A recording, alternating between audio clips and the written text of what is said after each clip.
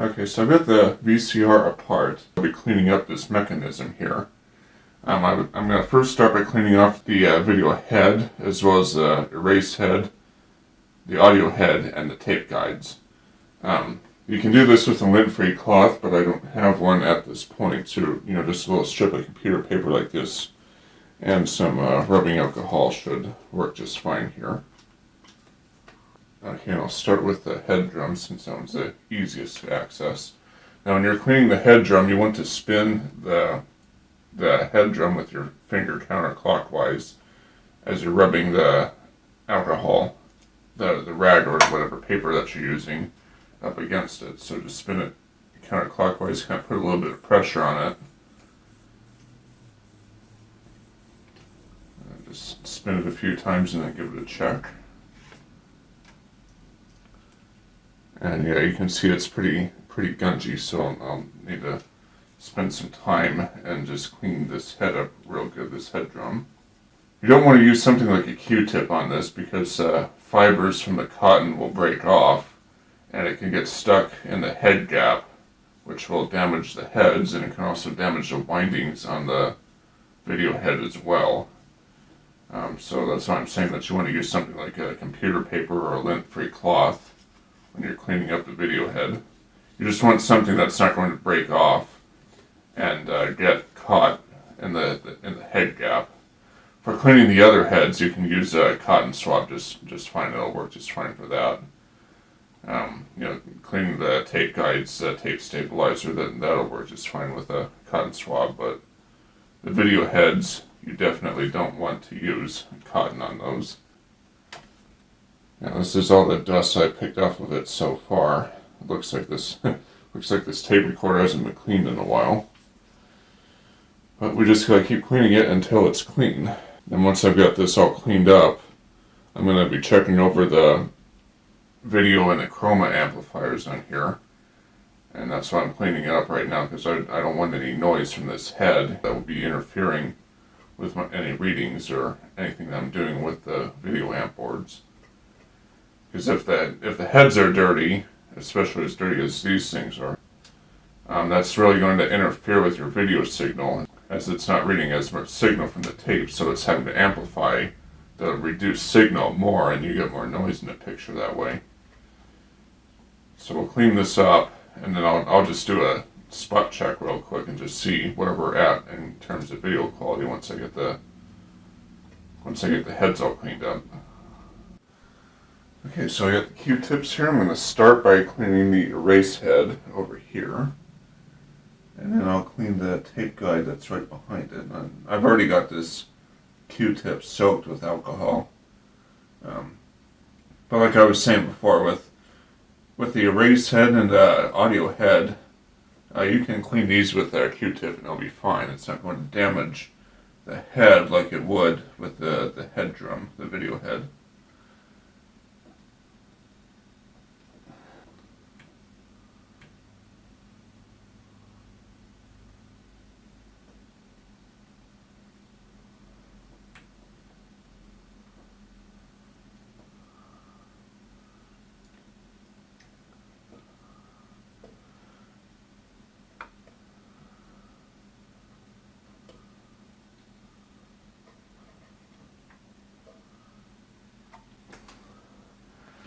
Okay, so that's all the heads cleaned on this thing. I also cleaned the capstan as well. The capstan's right about here, underneath this little plastic cover. So what I'm going to do is I'm going to go get this thing hooked up to this thing over here, and I'll check and see if there's any improvement in the video quality. I know that the camera's not going to pick this up too well, but after cleaning the head, it did improve the picture quality some.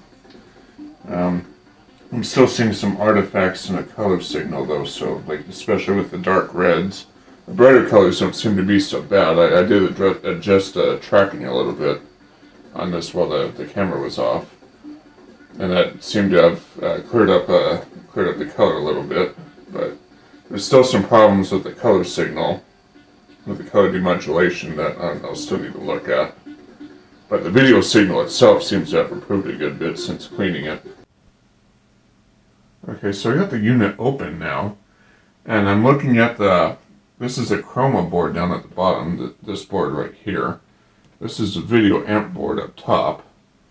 And I was looking around, just looking at some of the components on here. And this capacitor, I don't know if you can see it on camera or not, but this capacitor appears to have some corrosion on one of the legs.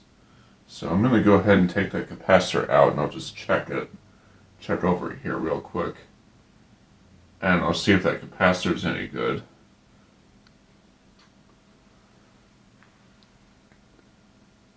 Yeah, let me see if you can see it there. That one of those legs is pretty green and crusty looking. And let's just see if it's dead shorted or anything of that nature.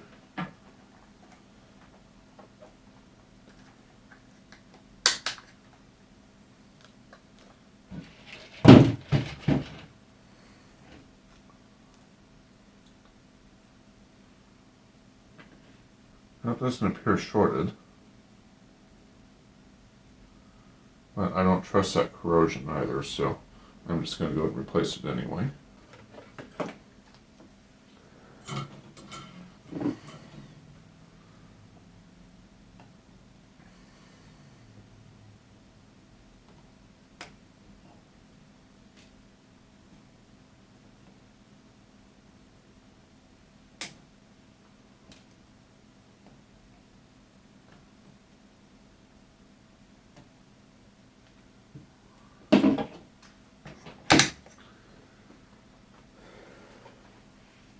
I'm not seeing corrosion anywhere else. So just out of curiosity, I'm going to power this thing back up and see if that made any, what difference at all that made. Well, replacing that capacitor does not seem to have done much. So I gotta dig a little bit further and see what's going on.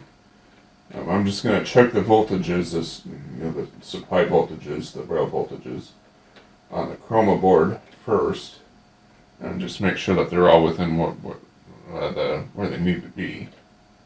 So I'm going to check 0.12 here. That should be about 11.91 volts.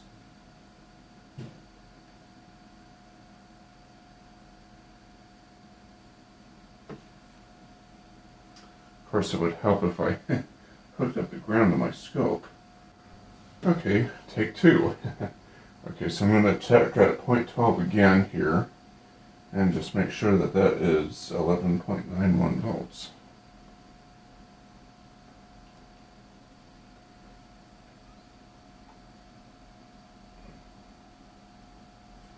So that's 2, 4, 6, 8. That point's a little bit lower than 11.91 volts, and I know that you can't really see it on the camera.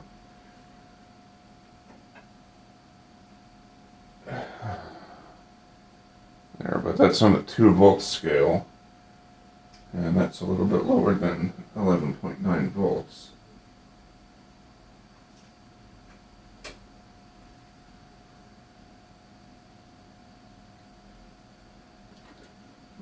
Now let's check elsewhere and see if the other voltages are okay too. 0.17. 17, that's about 6 volts. Well, that's a little too low. Okay, so checking at the test point, the actual test point this time, the voltage is okay. And it's 11.85 volts there, and it's 11.85 here. Check here, pin 2, make sure that's 12 volts. That is 12 volts.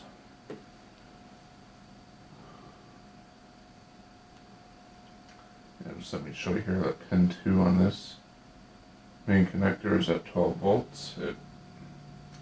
It is at 12 volts. I'll check at 0.8, make sure that's 11.8.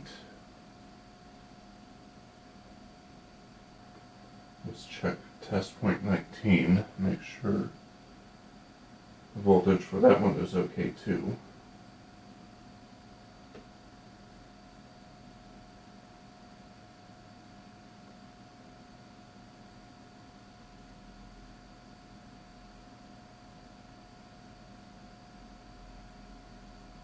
That one's supposed to be 11.76 volts, and that's what I'm reading on the scope here too. So right now I'm just checking the voltages on the chroma processor, which would be this chip right here. It's IC 801. I looked at the voltage on pin 2, and that looks to be okay. So let's continue looking here. Pin 2 checked out okay at 11.9 volts. Let's check pin 1. Pin 1 is 1.25 volts. Pin 1 looks okay. So it looks like the chip is not the cause of the issue. The chroma noise that was transistor TR803. I'm almost wondering if our 813 or 814 are open. Okay, so I checked over the resistor, and that resistor was okay, so I put it back in. And I figured while I was at it, I would touch up the tape path alignment, get rid of that static bar at the bottom. Well, it seems to have improved the color quality as well. Apparently the tape head alignment, the tape path alignment was out of alignment. So I touched that up, and that seems to have cleared up the color signal quite a lot, actually. I'm still getting some spackling on the screen that you can see there. So I got to check over the Luma circuit, the video amplifier, and see what's going on with that. But at this point, I think the chroma amp is okay. It was just the tape path alignment that was causing the color issues that we were seeing. Yeah, because the color signal here looks very good now that I've touched up the alignment on it. Okay, so the chroma board is okay. I'm looking on the video amp board. I noticed a capacitor here that's got some more corrosion on it. So I'm going to go ahead and take that one out, and we'll see if that improves the picture quality any. Well, the spackling isn't as bad, but there's still a little bit of it here and there. I'm going to check around further, just make sure everything else is good. Okay, so I'm going to be checking the signal going into TR309. That's going to be the FM amplifier, which I believe is what's going to be carrying the FM from the video head. I just want to check that and make sure that our voltages are good on that one and that we're not seeing any dropouts on it. So TR309, that's right here. Check out the base.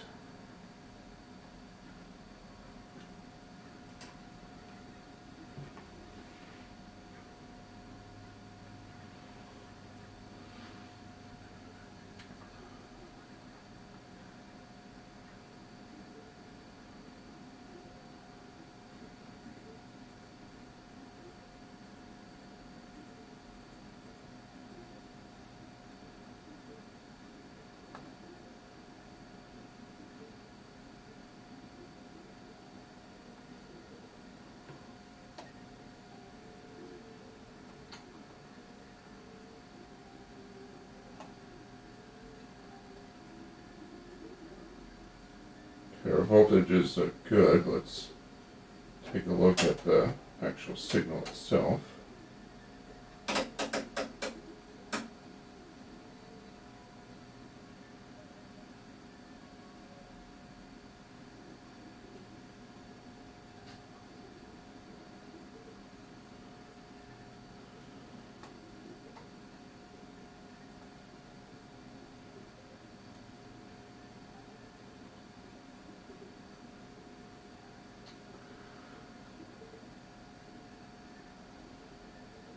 Okay, so one thing that this signal is telling me, let me pan in on the scope there. It's telling me that the tape path alignment is not correct, which can, and I can also see the little bits of dropouts and spackling in that signal as well. If the tape path alignment is not correct, it can also cause what we're seeing here too.